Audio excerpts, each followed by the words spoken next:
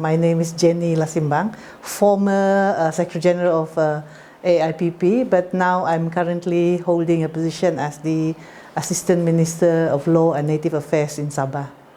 Indigenous women's issues are actually part of the overall Indigenous people's struggle for self-determination because women are part of the collective. So, for example, if women are to be Indigenous peoples are discriminated, then women also will face the discrimination, and if Indigenous lands are plundered or taken away from us as a community, then women also suffers. They also face the same displacement that other Indigenous peoples will face. Issues faced by non-Indigenous women as well as Indigenous women are the same generally, but I would then say that Indigenous women will face double discrimination as a woman and also as an Indigenous person. And generally, Indigenous communities are not willing to break tradition and allow women, for example, in customary position. So I think social traditions are very hard to break. That's why it's very important for Indigenous communities, and especially giving focus to Indigenous women to break this tradition. I think one of the key achievements by AIPP is gender policy. We now see that this gender equality and equal representation in that policy has been accepted not only by its staff, but it's also being implemented by its members. So it's really important because it has allowed Indigenous women to participate in many of the programs in AIPP, and not only has it been adopted in AIPP, but it's also adopted by member organizations. For example, the National Indigenous Organization in Malaysia, JOS, and also Pakos Trust has also adopted this policy. So it's actually becoming a living policy and a real achievement in that sense. And I think the other important achievement is that AIPP has given opportunity to women to come forward, to be leaders. So we see example like Joanne Kaling, you see Ruka Sombelingi from Indonesia, Luang Tichong from Vietnam, Chon Chon from Northeast India, Pratima Gurung, Imin from Burma, Elina from India, for example, many. Myself, I would say, is a product of that opportunity given by AIPP. In terms of challenges, I think Indigenous women's struggles it's always been, although as you see, there more and more women are participating, but in many cases, including communities and in our organizations, the women's issues are subsumed into the bigger struggle. And if we do not give focus to women issues, then it could get lost. So we get very busy with trying to deal with the issues in our community that we forget that Indigenous women's issues also have to be given attention. I do agree we have come to history or progress in AIPP in that sense, but to move forward, I think we really need to give focus to building more women leaders. We continue to build.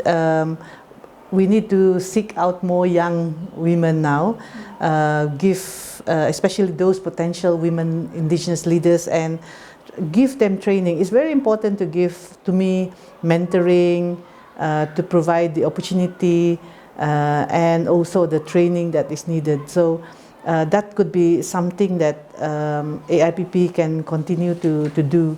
I think sometimes we go into general workshops or meetings and exchanges, but if we want to continue to, as you say, to have leadership at the highest level, we have to be very specific, look at young women who can actually have the potential and really go into that training.